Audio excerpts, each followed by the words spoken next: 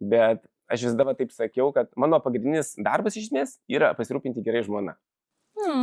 Jeigu jinai jausis laiminga, tada jinai turės resursą, tada jinai skiria energijos darbui.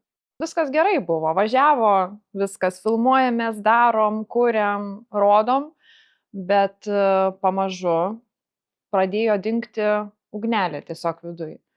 Ir žinot, kai tai yra asmeninis prekės ženklas, tai natūraliai, jeigu esi daug ekrane, jeigu esi su gera energija, tai yra ir pardavimai, ir matomumas, ir žmonės ir laikina, ir komentuoja, ir tavęs nori.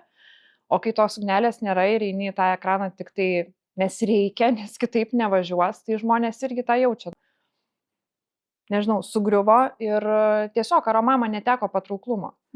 Nes, veidas tai yra vienas dalykas, tu gali prašmėžuoti kažkur tai ekrane, ne karts nuo karto, bet dar yra ir ta širdis, va, ta energija, kiek tu tą verslą, tą produktą, tą klientą užmaitini va, savo vidum. Ir kai pats esi tuščias, kai neturi, tai nei savo neturi, nei kitam neturi.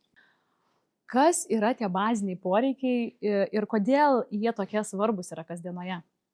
Jeigu mes nemylim savęs, tai ir pasaulis mūsų nemyli. Taip jau yra.